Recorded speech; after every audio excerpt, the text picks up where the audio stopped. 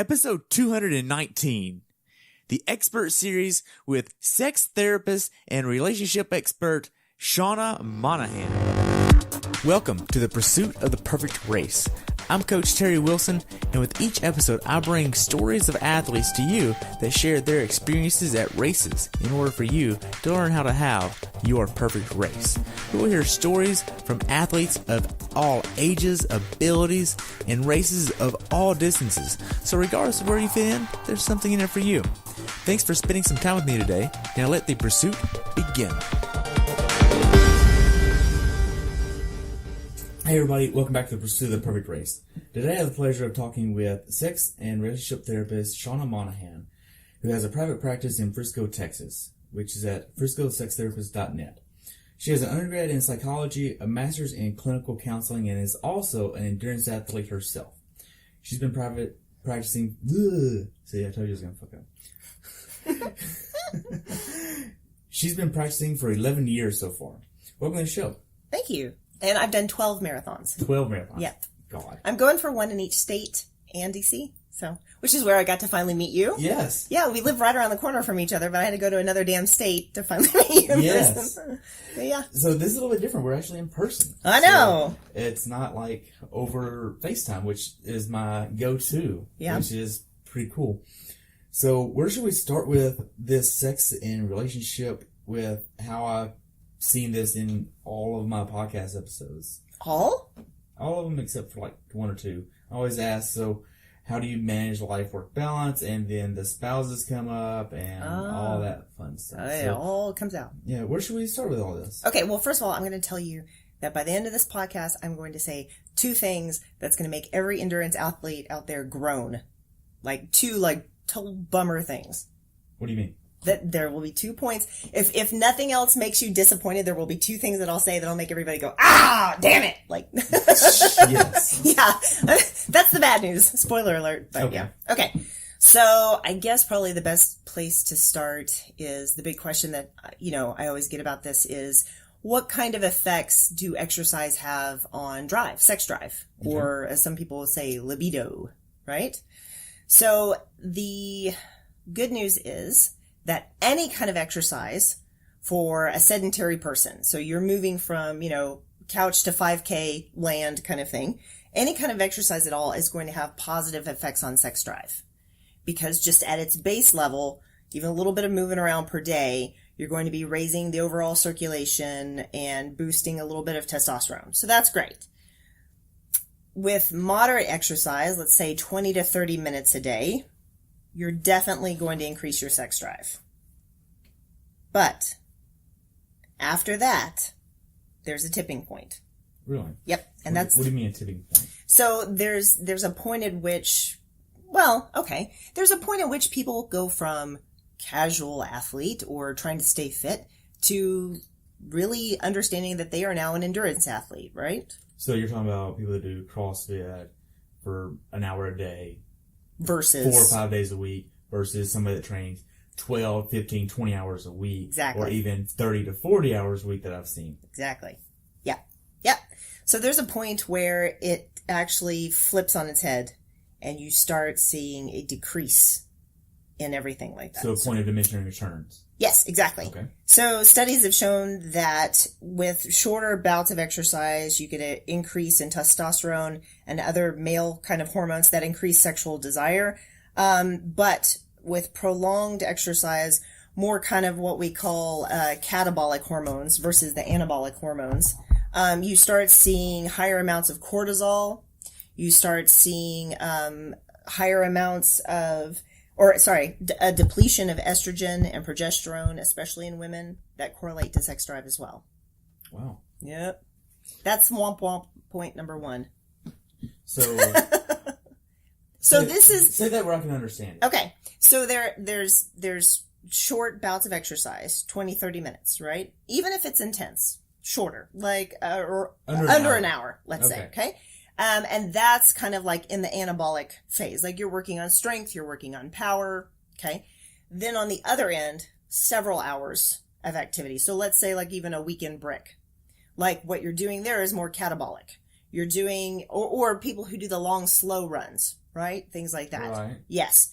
So you're putting more wear and tear on the body. Stress hormone levels are rising. Testosterone levels are falling. And the things that I'm saying here have been borne out in a couple different studies, one of which was released in 2017. And the studies have looked at it from not just measuring internal hormone levels in people, but with cheek swabs and things like that, before and after exercise, but also longitudinal kind of studies over prolonged training periods with athletes. And then they've also done studies with self-report. So people reporting on how they feel their libido is at the moment. So not only from a scientific background, but also an anecdotal background of over time mixing the two together. Yes. Well, they still feel that's scientific because it's, they have rating scales and, so it's as much as somebody can quantify themselves. Okay. But yeah. So how can that actually flip on its head? And is that what I'm seeing with endurance athletes, is when it flips on its head and it causes... Now, that's just really, with the exception of the self-report, that's really just the internal workings. Okay. A lot of people will tell you that they don't necessarily experience that, or that they feel as though it's actually increased their sex drive. The kind of problem with that is, first of all, how are they reporting it and the memory there? Sometimes the memory is not great. They may forget times where they do feel too tired or something like that. And then there's other mitigating factors as well. And I guess that's like the second part of this, right? So there's the physical component, like what happens to the body and whatnot. And then there's the mental component. So when you talk to other athletes about their experiences, you're going to get a big mix of all of that in the outcome. So what we're really talking about with people's sexuality as it plays out over endurance training, it's a multifactorial situation. So there's a lot going into it. It's not just the biological, but it's also relationships, personal mindset, emotional states, a whole bunch of different things. And they bring a lot to the table from their background as well. Yeah, absolutely. Which, by the way, I was going to mention. So one of the interesting things that's fallen out of the research is, in particular, effects on female sexual responsiveness. So this isn't necessarily, let's say, drive per se, but kind of being more open and receptive to sex, or being in a state of readiness or wanting sex. Because actually in women, there's a little bit of a different effect, because with women, even with prolonged physical activity, you can see increased blood flow to the genital area. Pretty much. So even with short bouts of exercise, long bouts of exercise, same blood flow down to the town going on. But what we've started to notice is with more vigorous or acute exercise, the sympathetic nervous system is, of course, stimulated. In a lot of women, this actually leads to higher level of arousal than it does to necessarily men or something like that. So conventionally, most sex therapists like myself have, when I have a woman who's come in and reported, low desire for sex or low readiness for sex or something like that, the suggestions have always been something along the lines of, well, let's try to do something relaxing before going to bed with your partner. So take a bubble bath, read a book, kind of shake off the worries of the day kind of thing. Whereas now possibly we might need to push exercise on a more daily basis for people, and maybe even suggest having like a day date or something where you and your partner go to the gym together and then kind of come home together thing. The only place where this isn't necessarily a good idea is when you have somebody who has a history of post-traumatic stress disorder or a history of child sexual abuse. Because in that kind of situation, an overstimulation of the central nervous or the sympathetic nervous system can actually be negatively correlated there.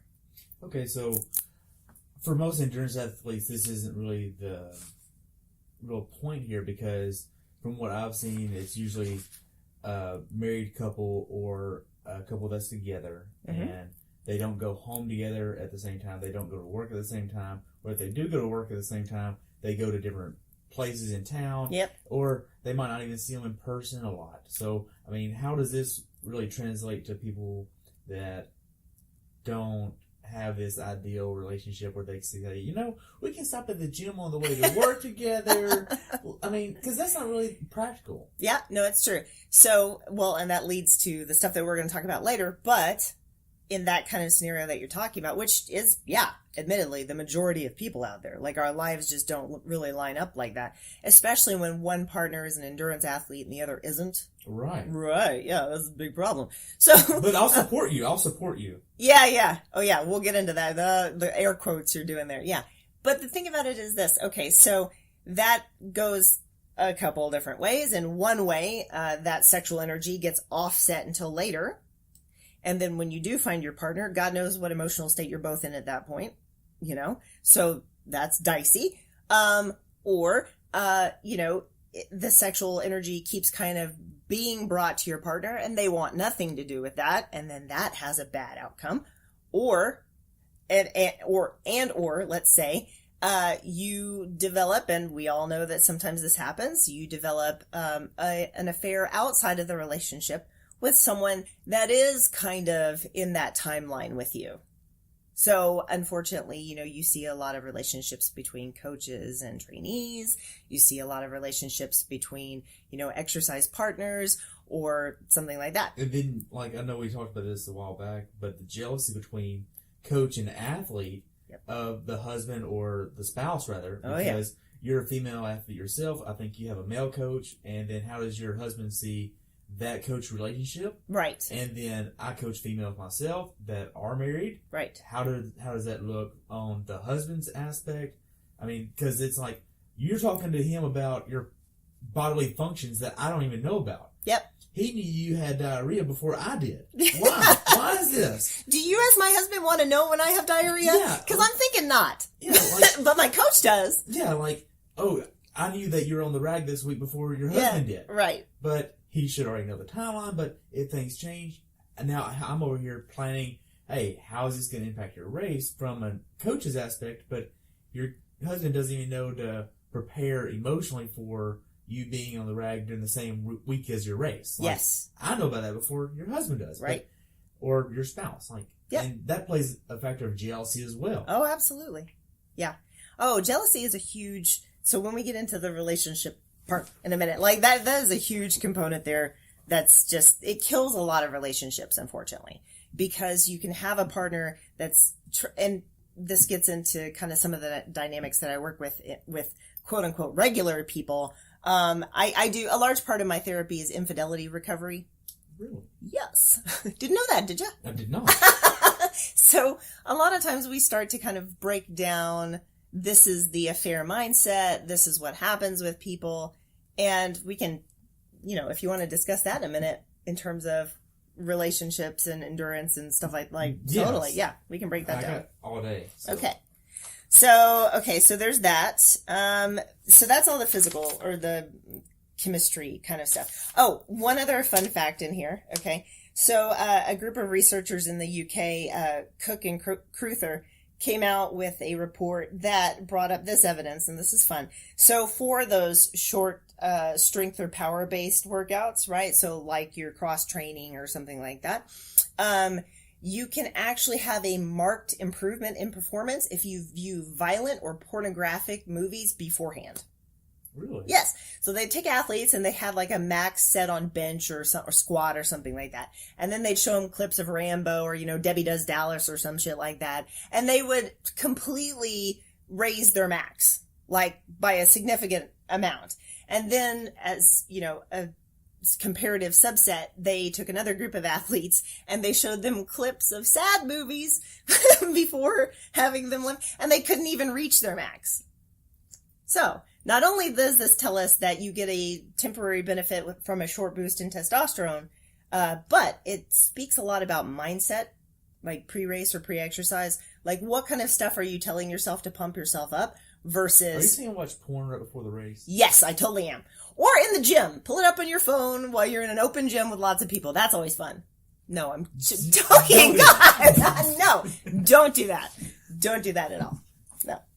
So then the question becomes, okay, well, let's say you are an endurance athlete and you're experiencing low libido, right? Which is normal. This is normal.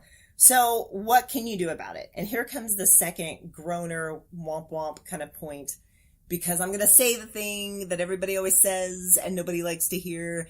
You have to work on your recovery game, right? Like, isn't that the thing everybody, like, it's a fucking kick in the face to hear? You do a workout, and what do you mean a recovery game? Well, from what aspect? Because what I immediately think of is you do a workout, and your recovery is the next 15, 20 minutes where you're stretching, supposed to be rolling out, you get a protein shake. Recovery is everything when you're not working out. It's all the time, not the last 15 minutes afterwards. If you're a seasoned endurance athlete who optimizes their recovery, who eats a healthy diet of fats and vegetables, avoids junk miles, it's likely that you're not going to do a lot of damage to your sex drive. On the other hand, if you are significantly depleting your hormones and you're not resting well enough, you're not, you don't have a clean diet, things like that, guess what's going to happen? It's going to go downhill. So how do you know the hormones are being impacted by training? That's what you're basically saying, is your hormones are being negatively impacted by training. How do you know? Well, the proof is in the pudding, as they say. So, in other words, you're experiencing low drive. So your partner's saying, "Hey, baby," and you're going, "No, I'm tired." That's, yeah, just like that. So, but your sex drive is good, but does that mean they're negatively impacting their sex drive? Could be. So, are we talking about two people who train together? Because I'm just talking about endurance athletes right now. Yes. Okay. But you said your sex drive is saying, "Hey, I want it," but they're just saying, "No, I don't." So whose is bad there? Well, we can't say necessarily bad, but they're mismatched. Right. No, what I'm saying is, if an individual athlete has noticed, I'm not that interested in sex anymore, then that's how you know that your hormones are being affected by it. You're going into a deeper state of depletion than you need to be. It's also like, and this is another thing, there's effects on fertility. It's like the women who experience the amenorrhea, where they don't have a period. Like, that's obviously a negative effect of training, a negative effect of recovery. Like, you're going too deep. This is now affecting your body. Men also have a drop in sperm count from elevated training. So it's, again, it can affect us in a myriad of different ways. But so if you start to notice that I am more sluggish, I'm less motivated towards sex, less happy with it when it's happening, kind of thing, there are some things that you can do. So first of all, and not a lot of people like to hear this, but you can focus more on intensity than time. So put a lot of effort into your workouts, really go hard, but don't make them extra long. Don't do a lot of junk miles. Extra long being like, more than 45 minutes. Well, I don't know necessarily what the cutoff is for each person. Okay. But we all know that there's times where we try to push that endurance window versus, so think about like an ultra runner versus somebody just training for a marathon. Right. So like that kind of difference, if that makes sense. And even and just so we're clear, even kind of like, let's say the casual marathoner, like somebody who does maybe once a year, or maybe they've done one once, like that's not what we're talking about here. We're talking about people that this is more of a constant lifestyle. Like if you're constantly in a training cycle, kind of thing, like that kind of level. That's where we're starting to cross the threshold. Okay. Also paying attention to eating a high fat diet. I'm not saying only, I'm not saying, I'm not saying that necessarily. But to make sure that you are including those things, because those are the ones that potentiate the sex hormone productions in the brain. So the good fats and, decent cuts of meat, like grass-fed beef, salmon, avocados, coconut oil, stuff like that. But what if they're too picky and they don't want to eat that? Well, then I don't know what to tell you. It sounds like there's picky people out there that say, "I don't eat anything that's green. I can't eat that. It tastes bad." Or, "No, I'm not eating that. I pick the onions out of my soup." I'm like, okay, what's your opinion of those people? I'm married to one. Okay, and don't you kind of sit back and go, seriously, aren't you a grown up? Like, 4 out of 5 doctors would recommend broccoli. Like, I mean, I'm just saying. Like there's... Yes. I understand, but I have to bring up because, I mean, part of what I'm stuck with. I wouldn't say stuck with. I've been with. You need me to feel your pain on that one? Yes. Okay. You can also avoid simple sugars, processed foods, things like that. Try to avoid stress as much as possible, and I know that sounds almost ridiculous to say. Avoid stress, like going to work. Yes. So, stop that. Okay. Just become an elite. Change jobs. Get rid of the idiots at your workplace. Okay. Yeah, but doing other things to kind of help you wind down, doing yoga, walking, enjoying time with friends, doing things to delete the stress also from your life. So you can use yoga in your day-to-day life. Yep. Just 10, 15 minutes a day. Yep. It doesn't have to be long. See, I have a mat over there in my office. Yes. Yeah. And I also have a foam roller. How often do you use the foam roller? Oh, man. Like weekly. Weekly? At least, yeah. Because I sit here all day long and, things will start cramping. So I gotta, I need a break. But, yeah. You can also take supplementation for some things. Men can try stinging nettles, diasporic acid, tribulus, and magnesium, while women can try arginine, yohimbe, and ginseng.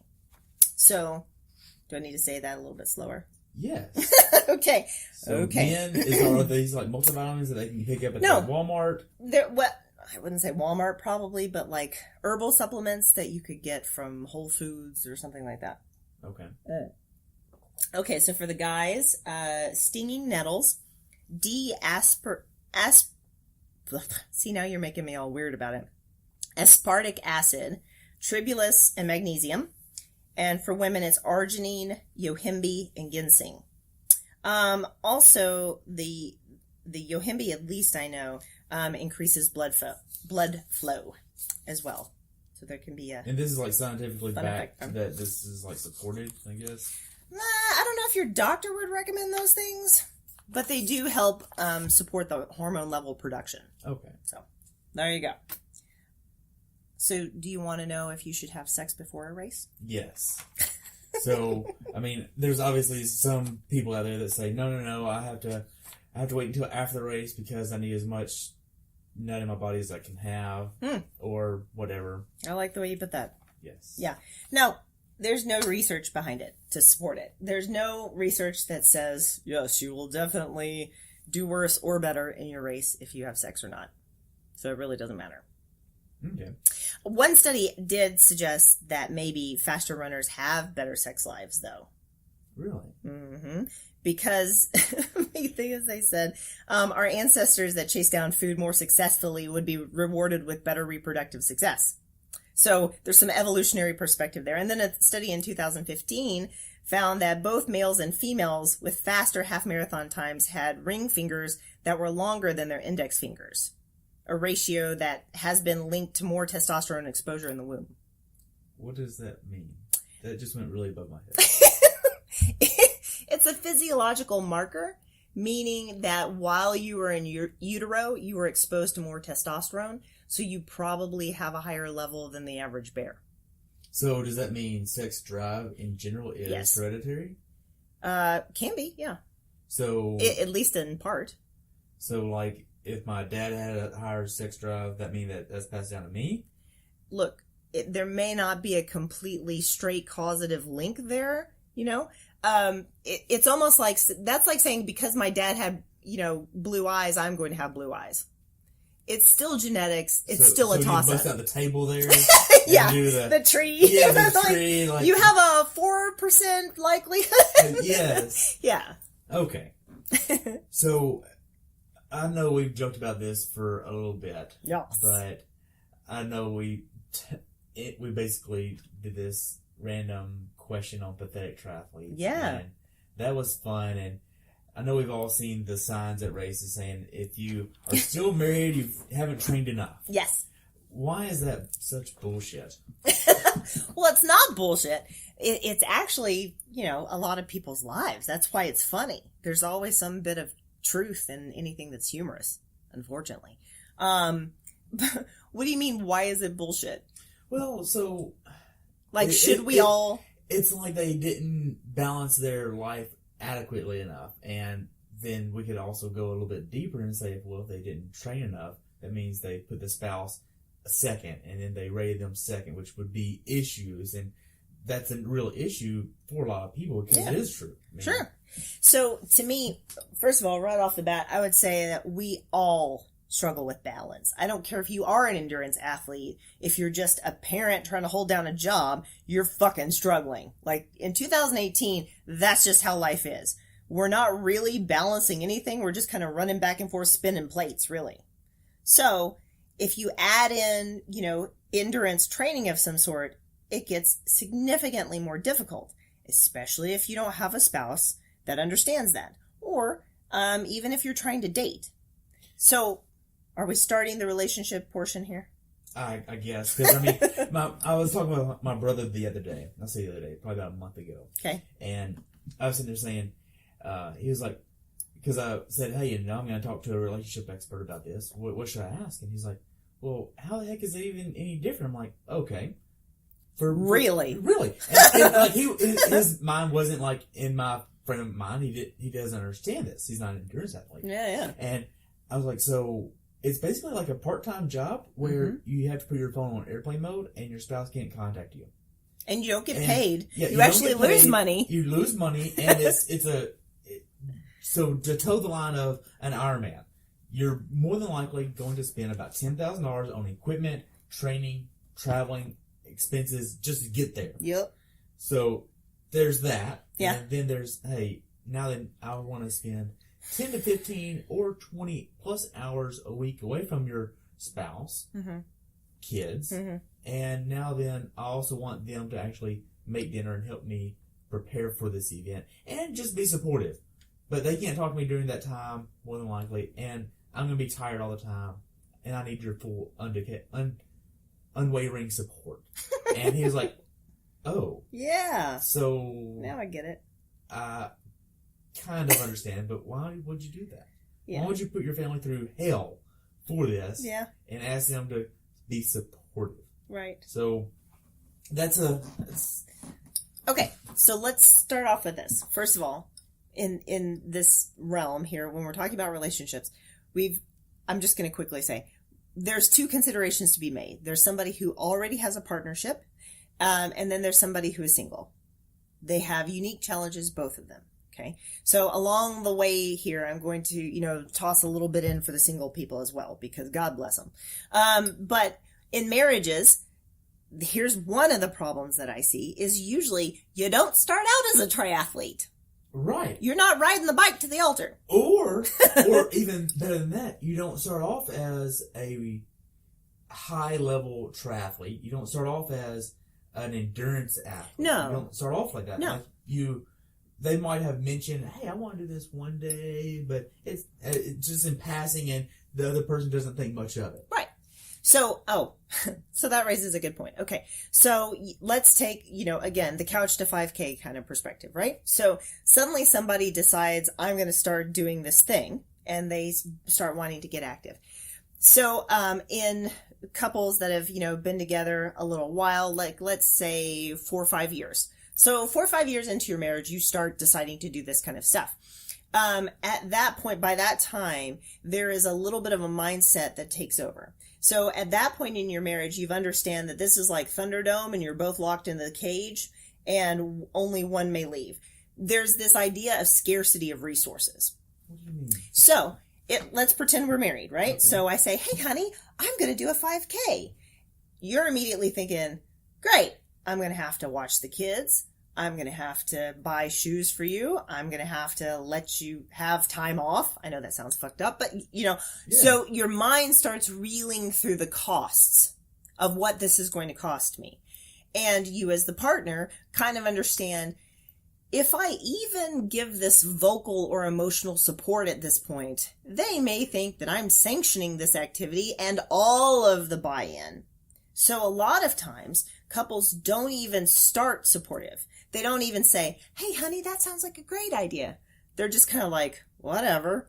Because if I say, yeah, you should do that. You should really go after your goals. Then that means I have to support you through those goals. And I don't want to fucking do that. Right. And that reminds me of like whenever I signed up for Ironman, like I knew what it was going to be like. And I told my wife, Amory, I was like, hey, We weren't even married yet. Yeah, we were married, I think. Yes. I'm bad at that game. Sorry, Emery. Yes, sorry. But, so it was in 2015, so yes, we were married. Okay. And whenever I got ready to sign up, it was like, all right, you're going to actually have to hit the submit button, because that means that basically is a buy-in. Yeah. You hit the submit button, not me. You said I'm in. And whenever she did that, I mean, it would turn out that she would actually move our apartment while I did a 100-mile bike ride. Ooh, yeah. She did all that by herself. She unpacked all the boxes while I was riding my bike. Yeah. Like, I would wake up, I left one apartment. When I got back, we went to another apartment. Like, yep. That's how it went. Yep. And she was supportive. I mean, I missed family activities because of this. And that was her buy-in by doing that. And I even tell athletes that I coach, hey, if you're going to do an Ironman and you're married, you need to actually talk to them about this. They need to understand what this looks like on their end. And you just don't need to say, hey, by the way, I signed up for Ironman Day. That could start an issue. You're absolutely right. I will add one point, though. Nobody knows how to fully prep their partner for this. Well, that's like because they don't fully know what it is, though. Because you really don't understand. Yeah, it's like kids or anything else. Like, it's the worst on-the-job training there is. Like, you don't understand all the moving parts of it until you're in it. Right. So, yes, I would say yes, for as much as you possibly can tell them this is what the commitment's going to look like. Go ahead. But there's still going to be a dearth of other things that they're going to have to figure out with you along the way. Right. I mean, this reminds me of an interview, I think it was 135 and number 69 with the same guy, Brian Abushan. Brian, he attempted 6 full distance Ironmans before he finished his first one. He DNF'd 6 fulls. Goodness. Before he got his first finish. And we talk about his life balance. He owns 2 bowling alleys. Mm-hmm. I believe he's moving into a 3rd. And so that's a full-time commitment there. Yeah, no kidding. He has a wife, 5 kids, 2 of which are special needs. Good God. And whenever he went to Mont Tremblant this year to go for his finishing race, none of his family went with him. But at the same time, it's like, it'd be better if they actually stayed at home. Yeah. Like, traveling with everybody up there. Can we afford that? Yeah, can we afford that? Yeah. And what does that look like? And we talk about his life-work balance. And that was just like, oh my gosh, you're trying to finish and get your finish for this event because it means a lot to you personally. But how is your wife having to buy in on this on the back end and support you? So I would say probably 2 things. Without having heard the interviews, I would guess 2 things. One, first of all, he probably understood the rule of compensation, that if I'm taking XYZ away, then as soon as I hit the front door coming home, I'm on. And I'm doing things with the kids. I'm there for my wife. I'm back at work. I'm not bowing out of the rest of my life. What do you mean the rule of compensation? I haven't heard this rule. Because if you're taking away for a personal goal, the rest of your life, the rest of your commitments don't stop. The wife, the kids, the work, they all started before he started training. These are previous commitments, right? And so these plates have to keep spinning. So if you take time away, you better hit the house again, ready to take it right up again and kind of compensate for the time being gone, if that makes sense. Okay. You can't ever truly, but it's a different scenario if you go and do a race and then you come back and you're like, don't talk to me. I need to sleep in the bed for 3 days. Right. Like, that's going to build resentment. And that's going to create a wedge, the wedge. Absolutely. Which nobody wants that. Second point I would raise is I wonder, and I hate to say this, but I wonder how many stories of female elites or female athletes, endurance athletes that you've heard have a situation like that with their husband. I would doubt very few, because there's a reason why the saying is behind every great man is a great woman and not the other way around. Right. Men don't get that. Right. And I've talked with a few female pros or even female elite athletes that have a spouse or a boyfriend or ex-boyfriend now that they left because the husband didn't understand. The husband wasn't supportive. The boyfriend said, I don't understand this. Or even better, that female said, hey, I want something better for myself because you're not being what I need. Right. And they need the support of, hey, I understand that this is real support versus fake support. And that's really hard to find in a lot of relationships, I feel like. The thing, yeah. Let me circle back to a couple things. So a lot of times I will tell couples that the difference often, and I hate to be stereotypical, and I'm sure some of the people listening will take issue with this, but for some of the people listening, it'll resonate. The best and highest a woman loves someone, like a woman loving someone at their best, right? It is equivalent to what part of me do I need to cut off to give to you so that you will grow, so that you will become all that you need to become, right? We're very sacrificial in that kind of way when we're loving well, right? Okay. And that's the woman to the man. Yes. Contrast that to a man where a lot of times a man really loving well is more equivalent to a man owning a dog. It's like, I will build you a nice fence and a nice yard and buy you yummy treats if you stay with me. And it's not about maximizing the dog's potential. It's about the end user experience of the man having the dog. So men don't grow up with a mindset of, I want to support an amazing wife. Like, nobody says that. But women think, I want to love him well and, make him happy and have him be successful and have a man I can be proud of. I mean, that's a very common thought. Right.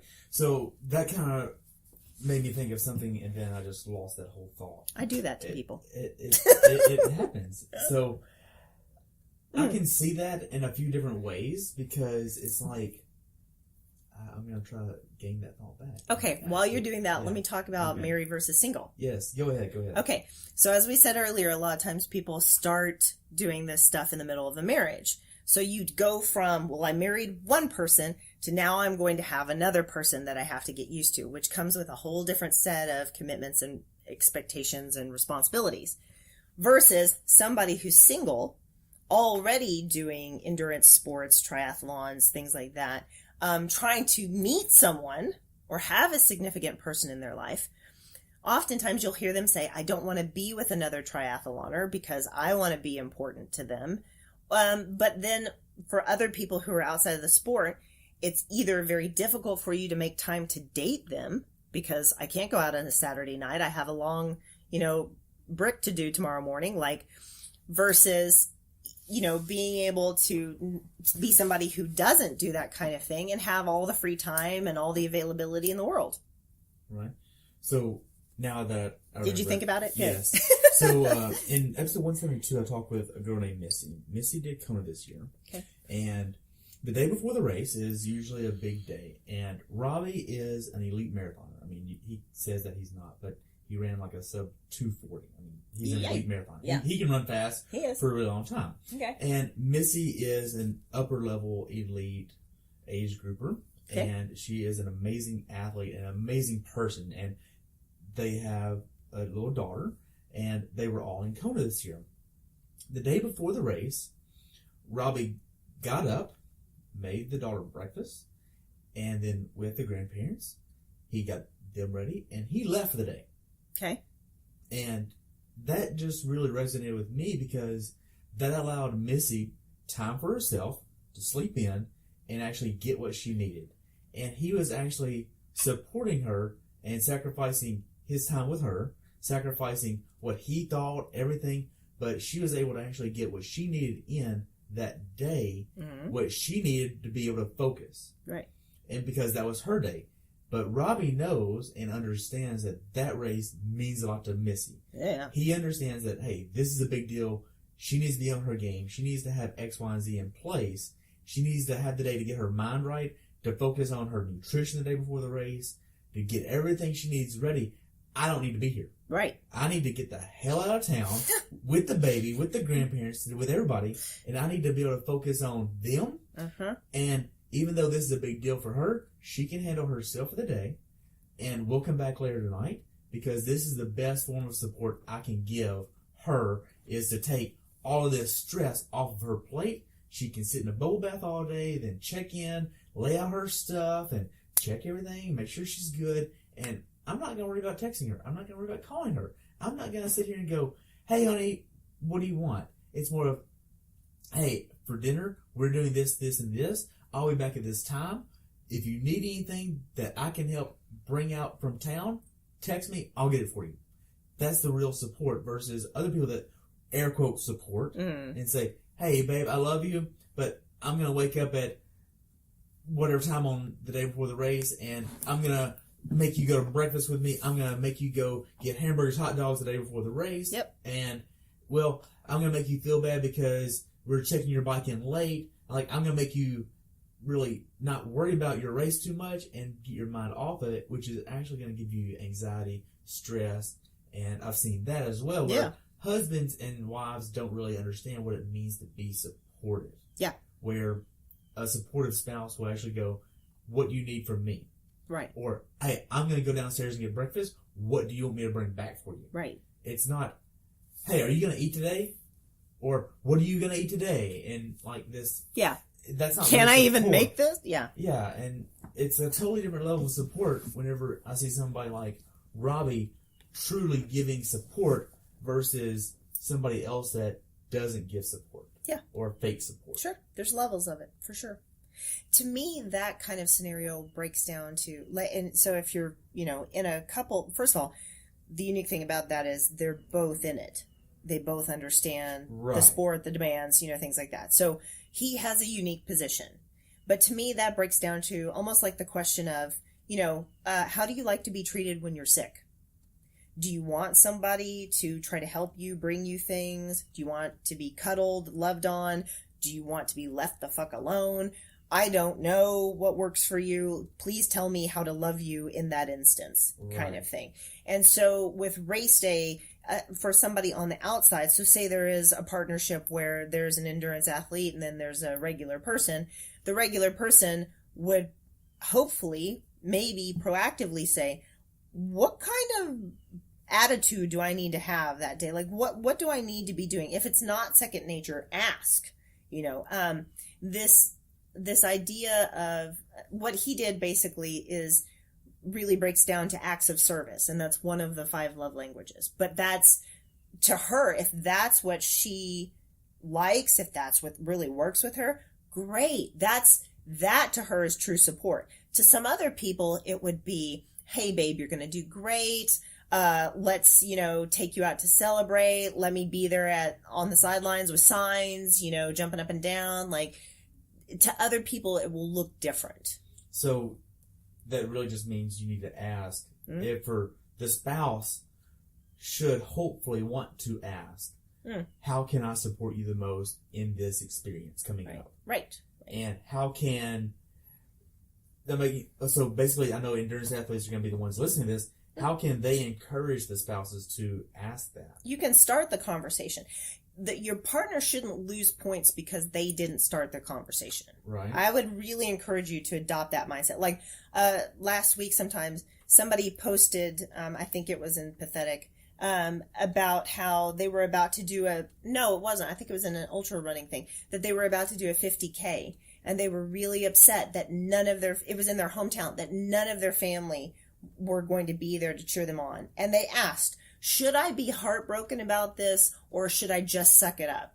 And my response back was, well, if you've told people in your life that you want them to be there to support you and they're not, then yeah, you can be heartbroken.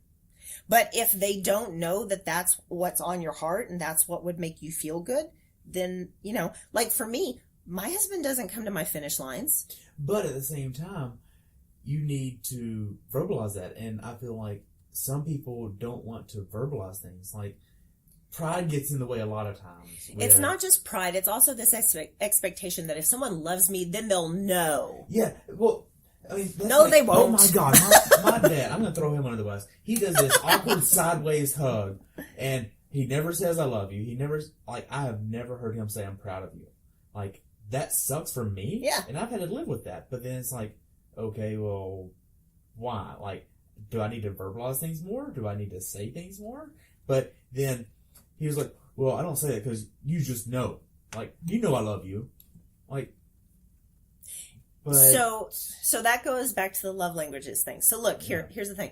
He's not a words guy. He's probably an actions guy. I mean, it sounds like you still have a relationship with him. Yeah. So then he's probably always been there for you when you really needed him, or he's done things to make your life easier, or, things like that. Like, to a lot of people, it's what I show you, not what I say. And the weird thing about the love languages is if you've got 2 or 3 that are your top ones, the rest of them to you look stupid. Do you know what I'm talking about? Kinda. Okay, so let's go over them. So, there's 5 love languages, and these are the ways people usually show and receive love. So it's how I would show you I love you, man, and it would be how I would understand if someone loved me through these types of actions. So first is physical affection. That's pretty easy to understand. That's, anything from hand holding to sex. Then there's words of affirmation. That's I love you, I'm proud of you, you really crushed that PR, all that kind of stuff.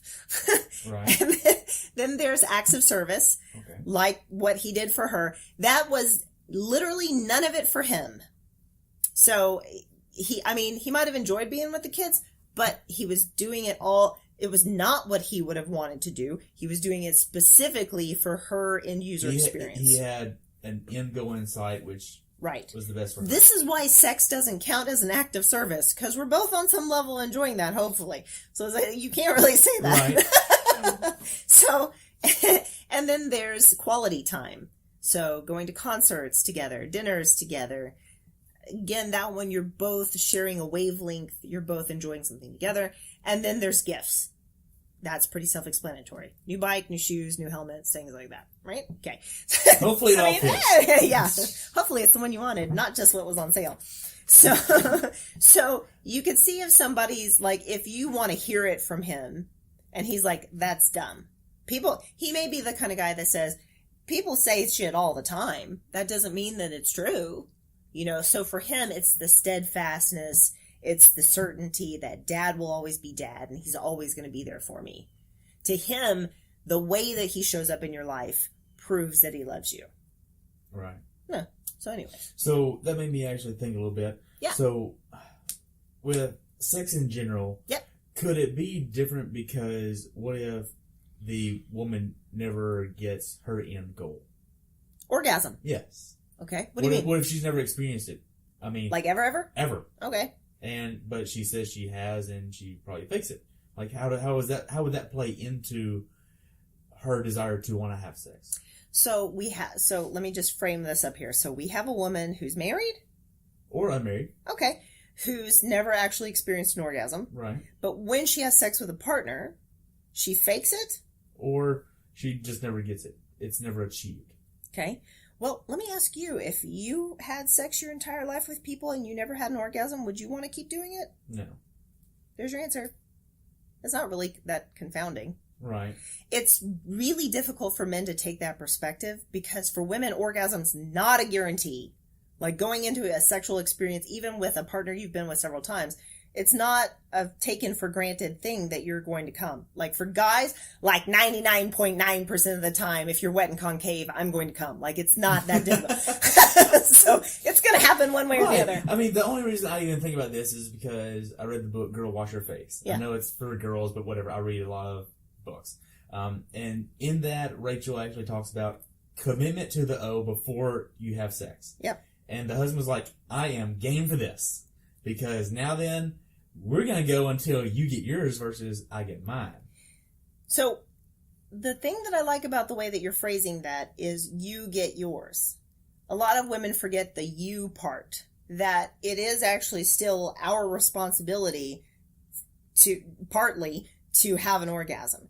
It's not just your duty to make it happen for me. It's also something that I need to actively participate in. Right. So if you unfortunately have that kind of like pillow princess mentality that I'm just going to lay back and you're going to make it happen for me, that's not going to work out. You have to be in it as well. You have to take ownership of your own sexual satisfaction. Okay. Yeah. So back to all this fun stuff with the relationships. Yeah. And support. Yes. I don't know. Where else can we go with this? I mean, this is like so much. It's like, oh my gosh, what next? Well, okay. So talking about support, there's various levels that we've all seen probably along the way or experienced in our own lives. If you have a group of people that you run with, that you ride with, people start talking, you hear about people's lives, and then the magic of social media, there's always that too. And again, not that it needs to be said, but the way that things always look on social media is always 10 times better than the reality of life.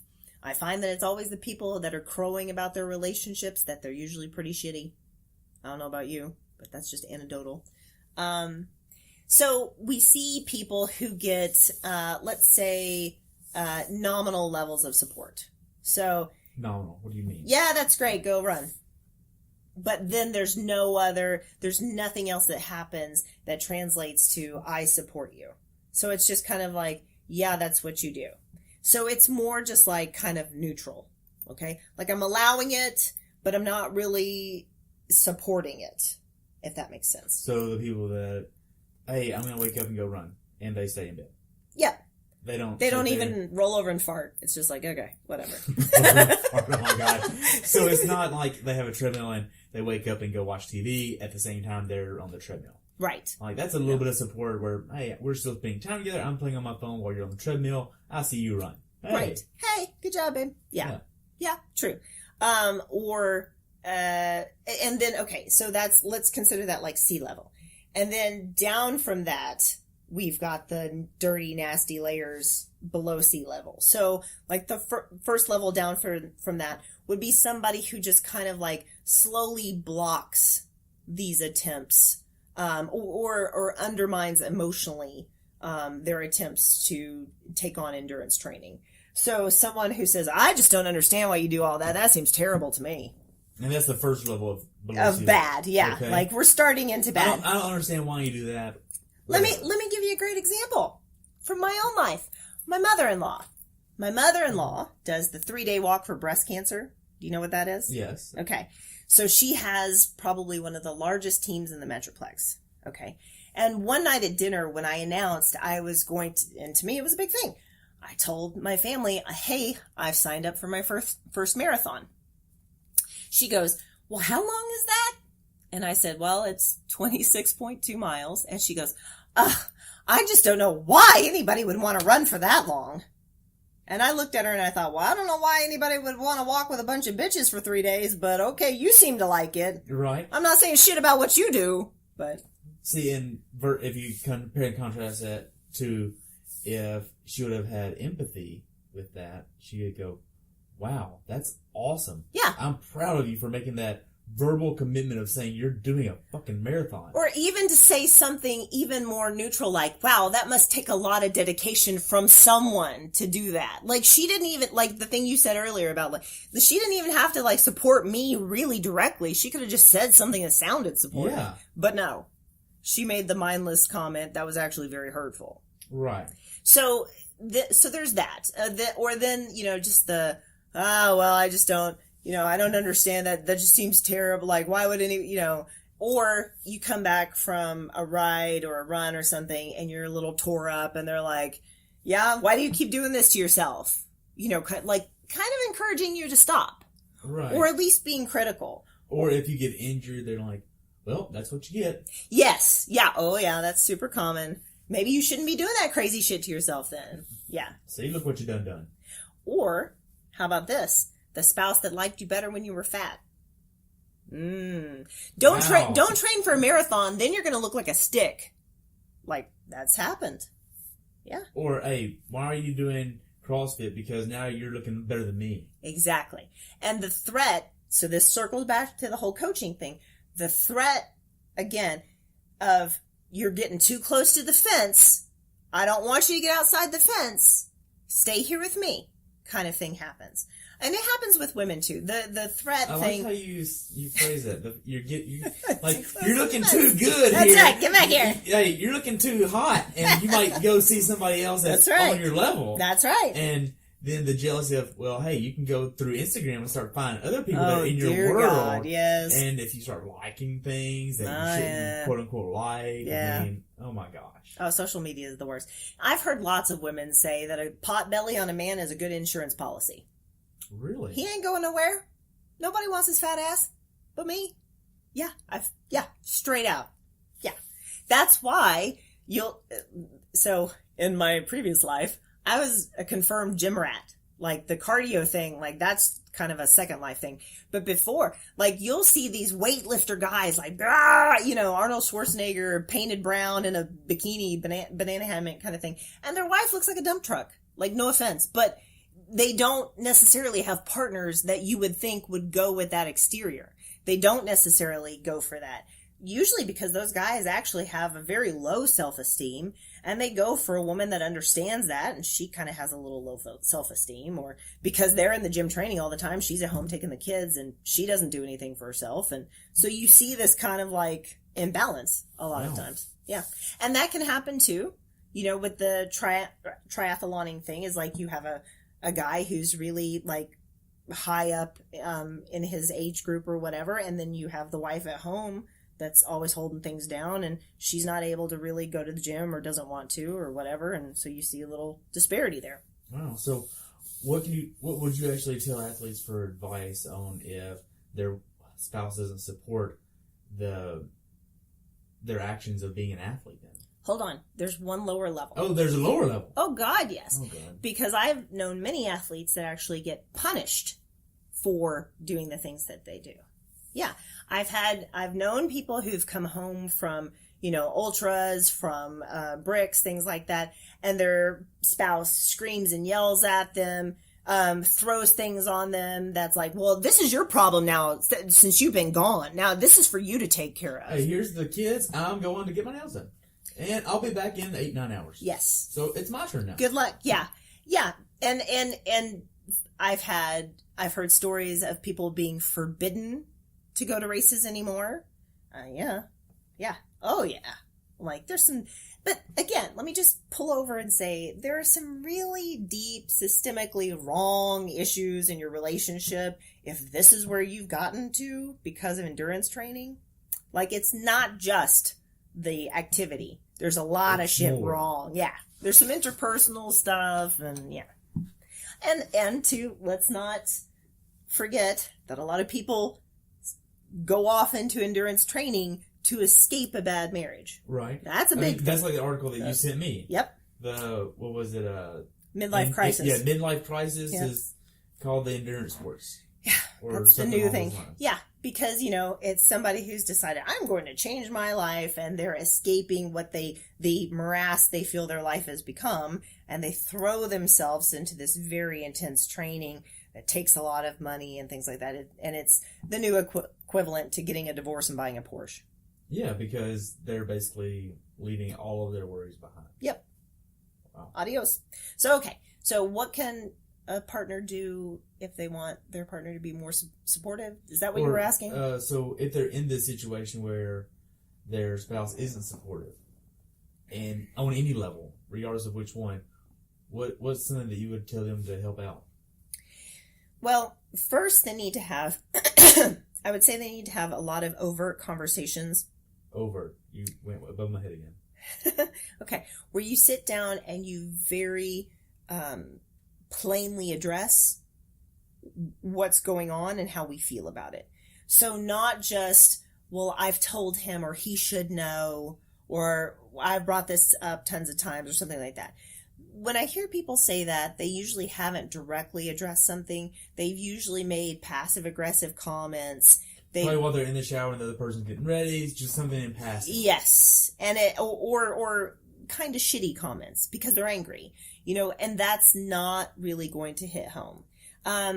So you sit down and you say, look, and you have it during a time when we're not doing something. So I'm not running out the door to a race. You always do this to me when I'm late. Like, that's not the time to start the conversation.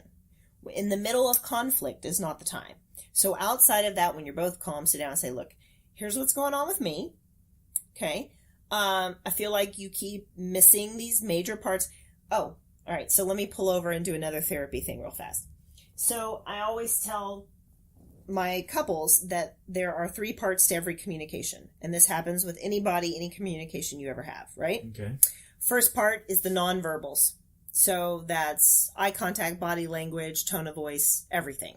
Everything other than the actual words you were saying, right? Second part is the factual content. of what you're saying. So things that people usually go back and forth on. You said you'd be home by 8. No, I didn't. Yes, you did. Okay. Blah, blah, blah, right?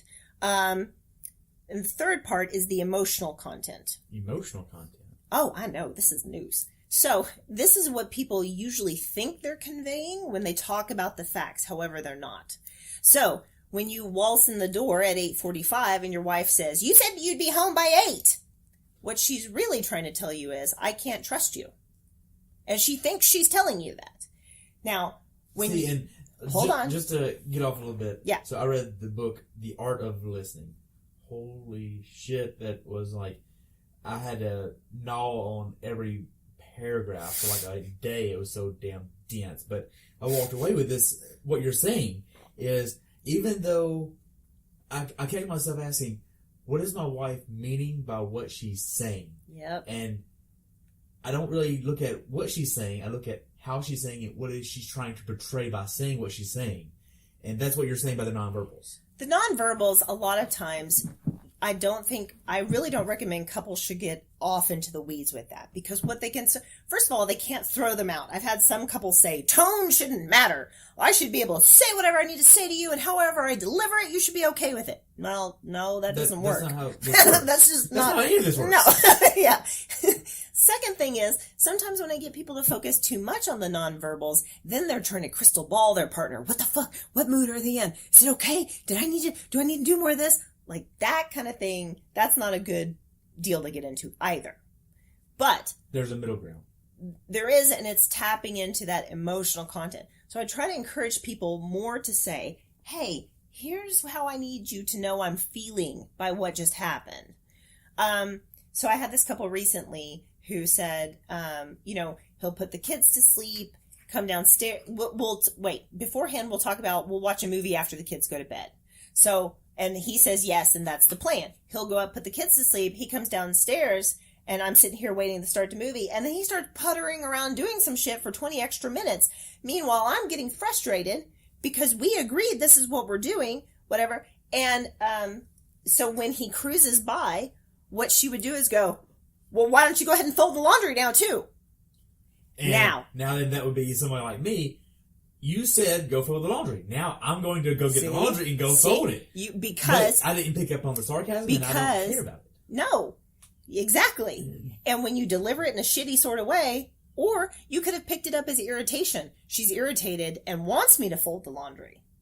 So this is why I suggest the nonverbals, like, let's not make a huge deal out of those, but rather learn to say, hey, I'm getting frustrated. Are you going to come sit down? We said we were going to do this. Let's go communicating. The honest communication. That's the emotional part. That's what she really should have wanted to communicate. Rather than fuck you was really what because why don't you go fold the laundry? That was the emotional content was fuck you. Really, honestly. Right. Yeah. So what I'm saying is drill down to what you really want to say. And just say that. So you sit down in a conversation with your non-triathlete partner and you say, look, this is what you do and this is how it makes me feel. Are you meaning to make me feel that way? Are you trying to make me stop? Do you not want me to do this? And that's where they'll say, I don't really get any of this. I don't know what's happening to our lives. Well, how could they convey that in a level of importance? So, for instance, say it's a female trying to tell a male that doesn't understand this. How could that female athlete convey the importance of what she's doing to the male non-athlete? The importance of what she's doing. I would try to, first of all, say, this is a goal like any other goal. So let's say, honey, do you have a career goal? Or do you have, you prioritize your work? So in my life, my husband's a police officer. I've never been able to say, fuck your job. Whatever they want to do to him, I just got to go, okay, well, we'll figure it out. Right? So I know when I buy into the relationship that's what I'm buying into. That's his goal, to stay a police officer. So I better figure out how to support that. Right? Or otherwise I'm not really doing a good, and I'm going to be upset at some point. So you have to kind of equate it to this is a major goal. This is something that I'm investing a lot of time in. It's meaningful to me to complete or to engage in. It makes my life better in these ways, kind of thing. So that he can start to see, okay, this isn't just a hobby. This isn't just something she started. This is now meaningful to her. And if there is a good feeling there, which, again, I know sometimes we come into this from a bad place, but if there is a good feeling there, that's the space for him to go, okay, I didn't get that. I look at what the day-to-day of it is, and I don't understand why somebody would do this. I didn't know it had that kind of meaning for you. Right. Like, okay, like if you're in a good place with your partner, they should want to love you the way that you need to be loved. And then they could see that as a golden opportunity to go, okay, now I understand this actually means a lot to you. Now then I have all these different ways to support you now. And now that you told me how you want to be supported, now that I have a plan, I can, like, you basically gave me a plan of how to make you feel better, how to make you feel more loved, how to make you feel everything, because you basically just laid it out saying, here's what it means to me. Now that I have ample more choices here. Also, too, I would say, yes. So, yes. And that's an ongoing conversation, because sometimes that can change as well. What needs do you have depending on where you're at? Right. Also, I would say it's still kind of on the athlete to bring the rest of the family in. Like, and I'm not trying to pat myself on the back in any kind of way, but one of the things, I have 2 daughters, 9 and 7, and one of the things that I put out there constantly is when any of us wins, we all win. When I go to a race and I bring a medal home, you all brought it home. When you go to a competition and you knock it out of the park, we all win. When your sister does it on the gymnastics mat, we all win. Because we all pay into that victory. We all support one another. We do laundry together. We feed each other. We live together. We love each other. So it's all of us winning. Right. So not to get too off track here, but DNFs are real. And I've had people on the show that DNF. Oh, yeah. Especially like Brian. Yeah. He did 6 Ironmans and DNF'd all 6 in a row. Yeah. He didn't bring anything home. Mm-hmm. In his mind, he could have gotten into a very depressed state after the very first one, after the second, after the third, the fourth, the fifth, and the sixth. But that could have been very bad, because if you use that same mentality, if one of us fails, we all fail. No. Yeah. See, so you see how that can be taken, right? Yes, but we don't teach that. Okay. Terry, everything in life is learning. Right. Even when you fuck something up, you learn from it. So that's my job, to pass that down also. It's my job to let my kids see me fail. I'm not perfect by no means. And they, a lot of times too, I'll walk in the door and they'll go, hey, how was your race? And I'm like, honey, it was just a training run. And they're like, oh, well, they're still happy. They're still glad I did it. I take them to practice all the time. I encourage the effort. I don't care if they win. I encourage the effort. Gotcha. Yeah. All right, so now get back on track. I had to go down that little rabbit hole. So, but and here's the thing, is if you start to understand that support is more than just what we say or what we do. Like, even if you have a partner who's watching the kids or whose job supports your habit, or something like that, it's still support. And it's still good. There's something good there that we can build on. You have to watch when it gets down to those low levels of now this is abusive. Abusive? Well, like I said, the people who come home and get screamed at, or who get tortured because they do this thing. Like when the retribution, because that's real, it is so negative. Well, could you almost say that if a spouse cheats on the athlete, that could be retribution? Absolutely. Really? Oh God, yes. In both directions. Because the athlete could want another athlete. Yep. Because so let's go to adultery theory for a minute. First of all, there's 2 kind of types of adultery that occur. The one that most of us understand, and the one that we're going to talk about, is from a deficit. So there's something that I'm not getting with my partner that I find with somebody else. So that's whether that's sex or understanding or whatever, that. Okay? The other one is a type of person who cheats just because they can. It's kind of a sociopathy kind of thing. Like they because they can get away with it, and I'm not really hurting anybody, you know? So, what and the fuck? Nobody's going to know. That's right. It's fine. Everything's fine, yes. And those people are different and unique. Yeah, they are. They're usually, those a lot of times are your high-performing athletes. Like, that's like the Tiger Woods. Like, I can because I'm Tiger Woods. And I can do it. And they'll have a home life that they're actually very invested in because it makes them feel good about themselves as a person. And so this other thing matters even less. Okay. So we're going to be talking about the first person. The deficit. Okay. The deficit. So let's say we have what we've been talking about. One partner that trains, one partner that doesn't. So the partner who doesn't. My partner's not home. They spend a lot of money. They'd rather spend time with their bike than me. So we wander off and we start talking to somebody else outside the relationship who has more of a mindset like they do, right? Who understands them better. That opens that door on that side. So let's look at the training partner. My partner doesn't understand me. They don't want to buy me shoes or buy me bikes or whatever.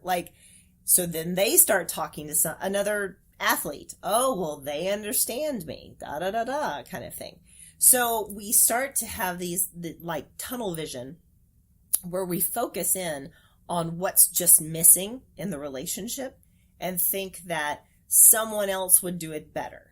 And when we find, and it's easy to find, you find somebody outside the relationship that gives you good lip service and you hear what you want to hear. So you remember when I said earlier about the Thunderdome and this idea of scarcity, right? So because my partner is locked into this relationship with me and they understand that every move I make, they have to make a compensating move. They don't offer emotional support, right? That makes sense in a way. Somebody outside the relationship has no skin in the game. They can support you verbally all they want all day long, say whatever magic words are going to make you fucking happy, and you think, oh, this bozo gets me, and that's the deal there. So you get this skewed perspective, well, he says I should keep training, why don't you say I should, kind of thing. Right. And then the idea of, well, if we're married, we're together forever, and we're not going to ever get a divorce, and now then, if I cheat, you have to suck it up because we're married together. And we can't get divorced because our religion says we can't get divorced, and my family would be so upset, and blah, blah, blah. Wow, that's a whole lot of wrong you just said there. Is that somebody you know personally? No. But I'm sure it's out there. Oh, yeah, absolutely. It's out there. But again, that's a little bit of kind of a narcissistic point. I want it all to go my way. I want to stay married to make me feel good about my religion and my family and still retain my kids and everything. Yet, I still want to have this other thing and da-da-da. And you're just going to have to fucking suck it up. Come on. That person, they've really got some deep problems there. Gotcha. Yeah. So, along the lines of all the... It's a lot. Yeah, so to get back to the point here with... So you have the nonverbal side of the conversation, then you have the content of the conversation, and then the emotional content. Yep. So the content of the conversation is basically what I'm saying. Yep. Okay. So Facts. So that's how I'm feeling, and that's how I need to portray that to Anne-Marie. No. Facts are, I'm going for a ride. You're going to take the kids. What do we need to get for dinner? That's tangible. Content. Yeah. So that's the content. How you feel. So when I come home from a ride and you're not there to ask me how it went, I feel really disappointed. That's the thing to convey. Okay. Rather than coming in going, I'm home. Anybody here? That's not the deal. Most of us are not really comfortable with vulnerable feelings because it's a position of non-power. It's the rolling over and exposing the soft underbelly. My partner could kick me in it. So we usually don't directly communicate vulnerable feelings. Men kind of especially, but some women more so than others. So saying things like, I feel hurt by what you did. I'm frustrated by the situation. I need more from you. Stuff like that. That gets really difficult to directly say. But those are the most important parts. And honestly, if you want to have a good communication with your partner, vulnerability is usually going to work better than the other. Like, imagine you're sitting in Starbucks and somebody bursts through the door and he goes, "Hey, you, get out here and help me change my tire." You're going to be like, "Fuck you, man." No, I'm not. But if a guy walks in and goes, "Hey, like, I hate to do this, but I'm a really tough spot. I need to go to work. Can you help me change my tire, please? I really need your help." You're going to be like, "Well, yeah, I can do that. Like, sure." Vulnerability. So that reminds me of honey's going to get more bees than sugar or salt. Vinegar. Vinegar. Honey catches more flies than vinegar. There we go. That's some of those games of thumbs. Well, but and so you try to catch it early, because if you've gone through years of this stuff where you're seeing all these little things and you're feeling unsupported, it's going to come out like anger, and that's going to fuck you over. Like, then the communication's going to be real bad. You know, it's difficult to put the anger aside and focus on those softer feelings, or they may even be gone by then. What do you mean? Well, people can't sustain, like, let's say we're talking about a long problem, like 7, 8, 9 years long problem, okay? Where one partner has been begging for more from the other partner in small ways or large ways and not getting it. Well, after a number of years, that reaching, that grasping is going to withdraw. And then at some point, they just kind of become numb. It's not even something they're sad about anymore. They kind of stop caring. And once you stop caring, you're really screwed. What do you mean? Like, It's I hard know to- you're screwed, but then, like, that could lead to depression. It sounds like it could lead to depression, anxiety, or even then you go down the cheating realm of whatever happens, happens. Yeah, and divorce, primarily. Because I just don't really care. Because at that point, if somebody twigs on and they start trying to come back again, good luck. Might work, might not. You know, it's hard to click those feelings back on again. Right, because once they're off, they're off. Like, you can try to hug and kiss, you can try to do whatever, but you done fucked up, Ron. I love that. Do you? Yeah. Like, oh, yeah. Key and Peele's my favorite, yeah. Yeah, so, I mean, at that point, it's like, well, good luck, because you're not just going to... It's going to take more than one. Oh, yeah. It's really hard, yeah. And it takes a lot of deep understanding, too. So, anyways, I would say the best place to start is with a very straightforward conversation where you lay emotions out on the table and you say, this is what's been going on. Let me throw another little bit out there. And again, I hate to be too heavily like gender biased with all this, but I've seen this repeated times. So for the most part, women in a marriage are often concerning themselves with, what do I need to do to be a good wife to my husband? Whereas not as many men are walking around on a daily basis thinking, what do I need to do to be a good husband to my wife? Maybe once she starts complaining about some stuff, maybe they try to address it. Men, a lot of times, I've heard, kind of have this mindset of, well, I knew some things were wrong, but I figured they'd just kind of sort themselves out in time. Men often don't see that the things that the wife's unhappy about or what's going on in the relationship is because of them. They think the wife is just kind of like unhappy for some reason. They don't really understand that they can fix it. Is that because the women aren't communicating X, Y, or Z on the right level or saying the right things through nonverbal or the content or whatever? They're saying, do the fucking laundry. Why don't you do the fucking laundry? Like you said earlier. But yet, he's like, well, okay, I'll do the laundry. Well, maybe that makes her happy now. It can be a couple different things. First of all, yes, the communication can be poor or lacking. Another thing is, men don't understand that women connect dots like that. I literally had a couple in my office where the husband said, I didn't understand that the way you'd been telling me to fold the towels for 4 years and me not doing it told you that I didn't love you. What? Yeah. Yeah. Because she'd been telling him and telling him and telling him, this is how you do it. Because if you don't, then they fall. Then I have to put them all back again. And it doubles my work. She was a stay-at-home mom. And so when he was blatantly disregarding her feelings, what does that communicate? You don't respect me. You don't love me. And this was going completely over his head. And all I care about is, this is how I always folded towels. It's towels. It's just towels. It's not just towels. And that's the thing. With women, it's not just towels. We connect dots like that. I'm telling you. That's the case. I'm just over here like... And this lady had literally told him, when you do that, it means to me that you don't respect me. Like, to her credit, she had very clearly communicated the way that it made her feel. And to him, his response, and when you get this from anybody, you shouldn't feel that way. That is marriage napalm. Don't ever fucking... If your partner tells you, well, you shouldn't feel that way or it's not that big of a deal, your partner doesn't give a shit about you. Really?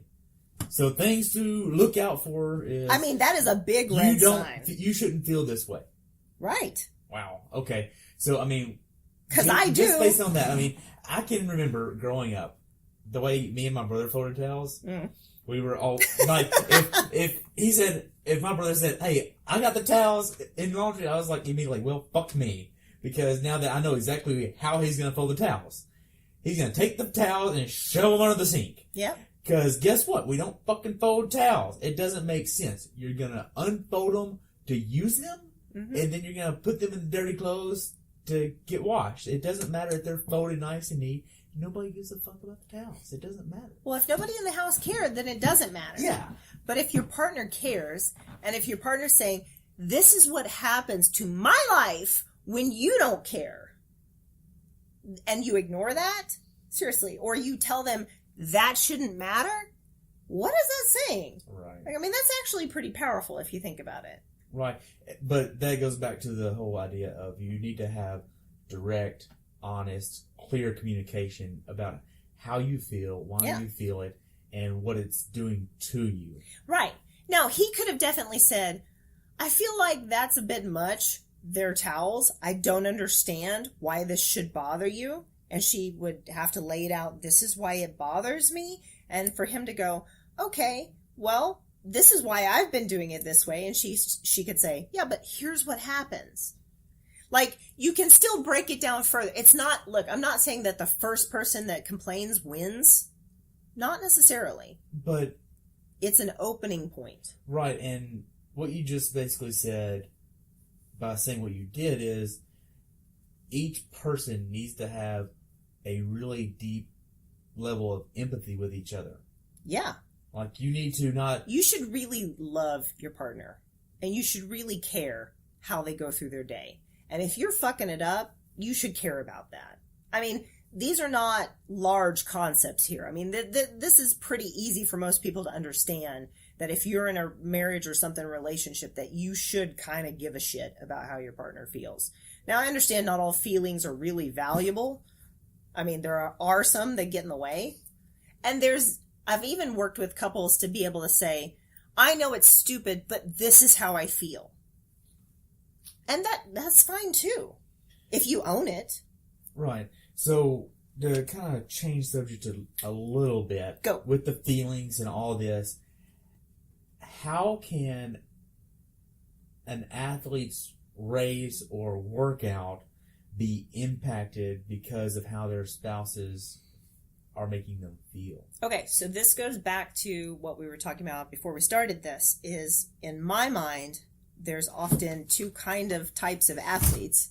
There's ones who have the ability to put everything that's shitty going on in their life out of their mind and go have their race or their workout and just be in that moment.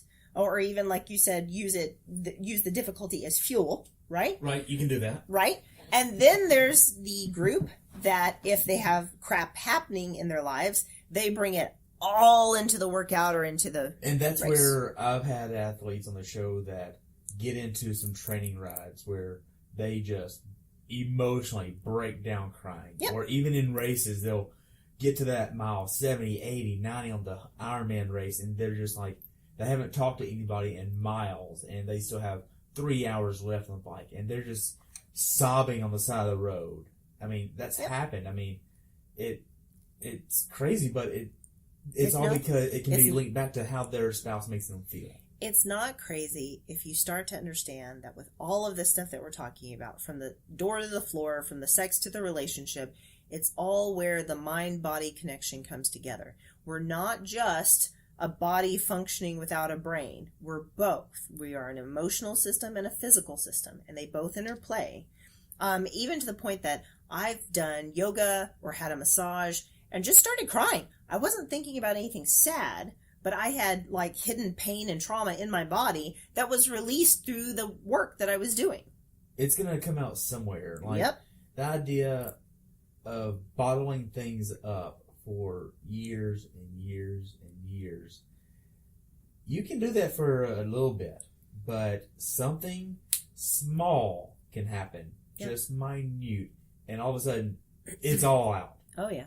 Like, absolutely. And I've had offline conversations with athletes, and like, it's amazing when something happens during the show. Like, I think it's happened like 5 times where I'm on the other end just crying my eyes out because of what they're saying. Like, that I could understand and feel what they were doing and experiencing, and those are amazing episodes. Oh, yeah. And like, those don't get edited at all because it's so amazing. But where I have no idea where I'm going with this.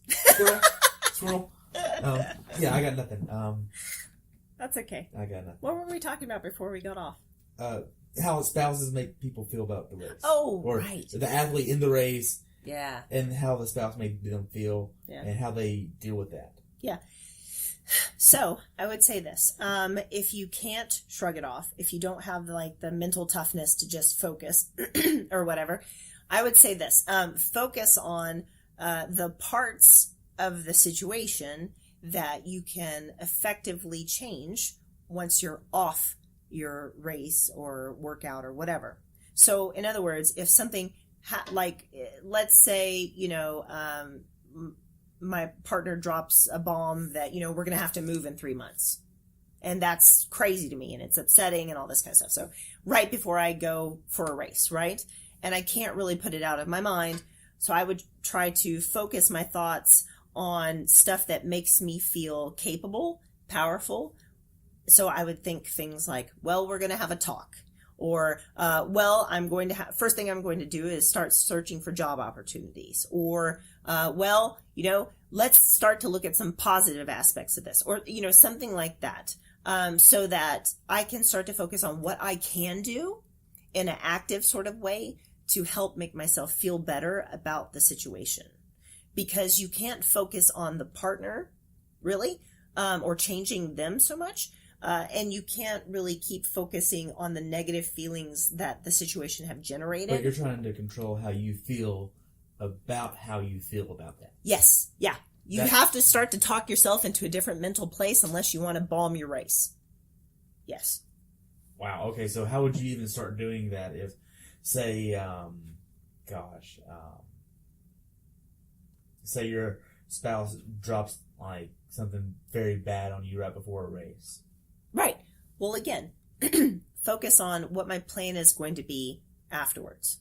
So how I'm going to address it, what I'm going to say, what am I going to do for myself, what changes need to be made, things like that. So start focusing on positive forward action rather than just sitting with the feelings while you're on the race. Right. Does that make sense? But then at some point you're going to have to deal with those feelings. Yes, you are. Point. So how would you even start to deal with that? Later, after you're off the course. Okay, so now that we're in the off season, so say they did or just when you get home, yeah. Yeah. Well, this is like the key off season for most triathletes. Right. Good for runners. Yeah. But for a lot of triathletes, if they had to deal with this bomb, now then they dealt with how their race went either way. But now then the off season is here, and now then they actually have to address the big elephants in the room. Mm-hmm. How should they deal with their feelings before they start addressing this?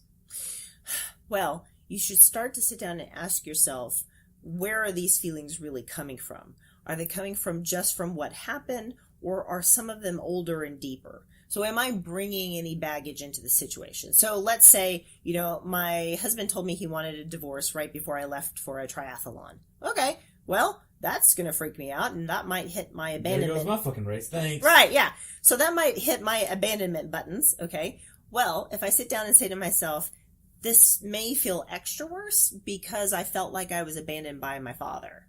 So let me separate that part out and just focus on my feelings about my spouse, kind of thing. And then a lot of times, like, let's use that as the big example.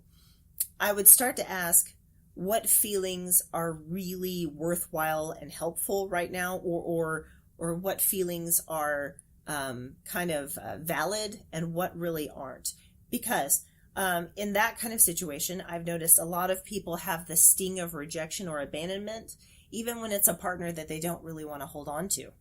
What do you, sting or rejection? Like, let's say things have already been terrible in the relationship, and she's already been telling all of her friends how much she hates her husband. Well, then he decides to say, I want a divorce. And now she's feeling hurt. Now she's feeling abandoned, all this kind of stuff. It's like, okay, but you really haven't been happy. You haven't really wanted him. You haven't loved him in a long time. But now you're going to be upset because he's the one that's calling it quits? Does that make a lot of sense? Do you see what I'm saying? Yeah. So she's just reacting to the sting of the rejection, not necessarily to, oh God, I'm losing someone I love so much. Wow. It's me. Yeah. So I would ask you to kind of like sit down and with yourself, start to sort out the feelings. Where are they coming from? What am I really feeling in this situation? What can I maybe start to let go of that's not serving me right now? Feeling deep hurt, though, if that's truly what's there, go ahead and feel it. Let yourself, fully explore that. Don't shy away from it. And I'm not saying, take 3 weeks off of work, but if you feel sadness, let yourself feel it. If it's at a time where you're not expected to perform or something like that, like if you're trying to save your race, don't go too deep into it then. Try as much as you can to put it someplace else or focus on something else. But when you have the time and you can pause and sit with those feelings, you definitely should. So that would make sense of why, like, during your massage, you actually felt that. Yeah. And that's why you started crying, because that's when you were alone with your thoughts a little bit. And, I had the pleasure of working with one athlete specifically where part of her workout was she had not so great of a day at a recent race. And during what I learned about this was she couldn't be alone in her head. And because that was scary for her. Mm-hmm. So part of her workouts was, hey, we created a group on Facebook Live. No music, no TV, no reading. You're alone with your thoughts. Because if you're going to be on the bike for 6+ hours, and then you're going to be going and running a marathon after another hour and some change in the swim, yep, maybe 2 hours in the swim, you're asking yourself to be alone for this many hours. Say 16 hours for you. Say 17 for the full length.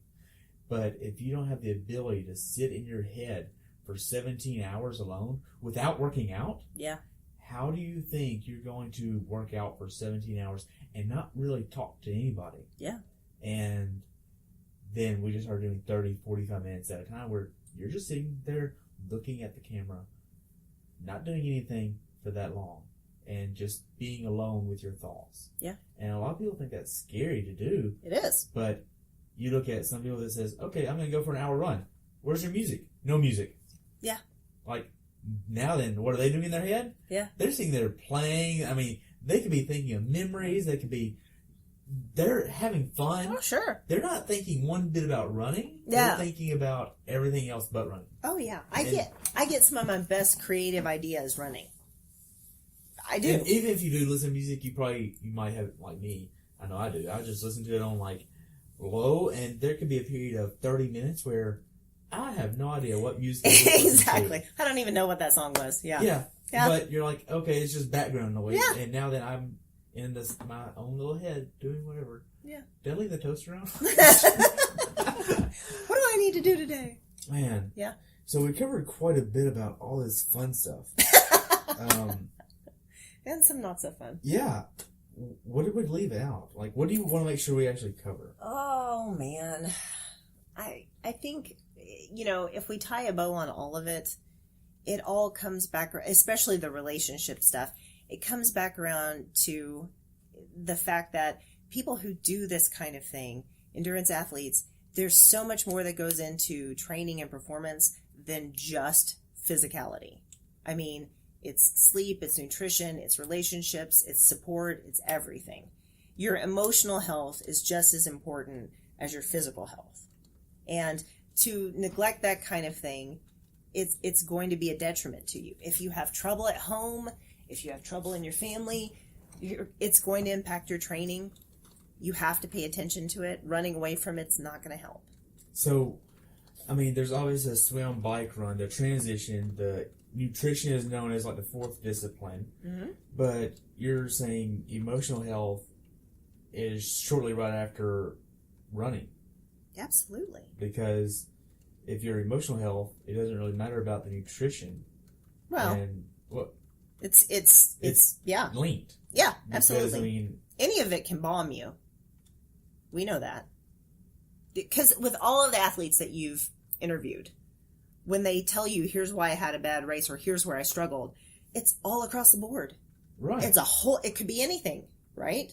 I mean, it could be anything. I mean, the mental grit of it. I mean, I'm going to talk with a sports psychologist in this expert series, hopefully. And one of the things I really want to talk about with him is episode number, I think it's 86 with Rachel McBride. One of my favorite episodes so far. Like, if anybody follows me, they know that. Like, I love her to death. Rachel is amazing, but what she did with Ironman Frankfurt was unbelievably amazing. Her and her friend Steph Corker went to Europe for this race. Steph raced the week before. Rachel's main goal was just to get her slot for Kona, which she did at this race. But the 3 days prior, they both had food poisoning. She didn't get any type of good quality nutrition in. Jeez. But her mom had just recently been diagnosed with cancer. And that emotion came up during the race. And she threw up on the bike. She wasn't able to get in any type of real nutrition on the bike. She wanted a DNF on the bike, but being that so many cyclists were around her, she went ahead and completed the bike. Wow. She was going to just DNF at the end of the bike ride. But she said, no, I'm just going to run and see what happens. Her nutrition plan for the run, 42 kilometers, she wanted to consume 42 goo chomps. Wow. She consumed, I think, 12. Oof. I could be wrong on that number. It's been a little bit since I've listened to it. But then she got to mile like 11 or 12, and then she started thinking of her mom. And these emotions drove her so much that nutrition really didn't matter. Yeah. That she wasn't getting enough fuel. She powered through that and negative split her marathon. Wow. At the end of an Ironman. Yeah. After a crappy swim and a crappy bike ride. I mean, I say crappy, but oh my God, I would love to have either one of those times. She's a pro, I mean, gosh. Yeah. But she got in there and the mental state was there, but it's all triggered by the emotions. And those emotions drove her to PR, and she passed somebody. No, I'll take that. She didn't PR, I don't think. I could be wrong there. I don't want to be wrong on anything. I'm sorry. But she passed somebody, got 7th or 8th place, and got her slot for Kona, got the number of points, and she went to Kona because of that. And during that, knowing her friend, Steph, was on the sideline cheering her on because she DNF'd that race earlier. Aww. So she saw Steph on the run course like 3 or 4 times, and I can only imagine what she thought whenever she first saw Steph. Wow, she DNF'd. And we were experiencing the same thing. Yeah. The level of empathy is there because they stayed together. Like, they know each other. They're best friends. And it's like, wow, I saw my best friend on the side of the course because she DNF'd. Maybe I should just pull out too.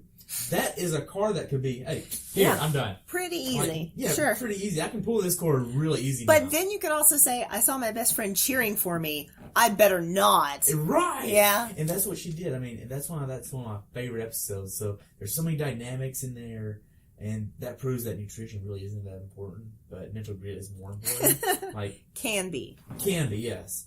But yeah, emotional health is important. That's why I said, when you said earlier, like if you're dragging something into a race and it's bothering you, you have to find the space that works for you. You have to find the mental space that works for you. She did. She took something that was, would make anybody else lay down and cry, and she turned it into rocket fuel. Like that worked for her. So when you're struggling with it, you find the thought process that makes you strong. So if your husband said he wanted a divorce right before you go out for an Ironman, maybe the whole time you think about burning all of his shit. Like, I don't know. If that makes you feel strong, fucking go with it, We'll do the other stuff when you get back. Don't do anything that's going to put you in jail, though. Please don't. Just think about it. Man. So, how can people follow you or reach out to you and get in touch with you? Yeah, okay. So, on Facebook, I'm just Shanna Monahan. On Instagram, I'm hungry, tired, and sore. Because I'm always hungry, tired, and sore. Like, never not. And then my website for my practice is friscosextherapist.net. And also on Instagram, there's also a button to email me or to call me or anything like that. Wow. And people can always submit questions if they want to. Do you do virtual counseling as well? I do, yeah. Absolutely. So Skype is a thing. Skype is a thing? Yeah. And do you do joint Skypes? I do, yeah. Wow. I do. Didn't even know that existed. I know. Well, it's funny. Like, a lot of times when I tell people I'm a sex therapist, they're like, I didn't even know that was a thing. And I'm like, how did you not? No, I swear. They say that to me. I'm like, how did you not know that was a thing? Nobody remembers Dr. Ruth or Dr. Joyce Brothers like back in the day. But yeah. And then the second question is, well, do you have sex with your clients? And I'm like, nope. See, no. That's not that's a surrogate. That's not me. That's what other people do. But yeah. So I deal with people who have things like infidelity, like you talked about, couples that are trying to recover from the infidelity. I deal with couples who have drive discrepancy where one person wants it more than the other. That's usually like the second most prominent thing that I see. Really? Yep. Then I have people who've had histories of sexual abuse. I have people who have like a swingers lifestyle or a polyamorous lifestyle. Polyamorous. Mm-hmm. Again, over my head. Okay, so swinging is more like casual sexual encounters. You're a committed partnership, but we go out to a club and, hey, you look good, let's come home kind of thing. Versus polyamory is where you have deep relationships with several people. So I have a husband and a boyfriend, and they know about each other, and everybody's good. Yeah. Yeah. Okay. And then I also help people who have problems with their fetishes or their kink or something like that. And that's usually someone who has something that's negatively impacting their life. So it's disrupting work or major relationships, or they have a relationship and they don't know how to incorporate the kink into their relationship. And so I can kind of help smooth that kind of stuff over. And then I do sometimes a little bit of like sexual education with clients. So people who haven't had much experience, or like when you brought up women who have never had orgasm, or who want to explore different facets of their sexuality, things like that. Wow. There you go. So how are you uniquely at an advantage for endurance athletes? How am I at it? What do you mean? How are you uniquely at an advantage for helping endurance athletes? Oh, for helping them. Yeah. Oh, well, I understand. I know the animal. I hang out with a lot of them. I'm friends with a lot of them. I am one, if you count marathoning. A lot of your triathlete people are probably like, no, that doesn't count.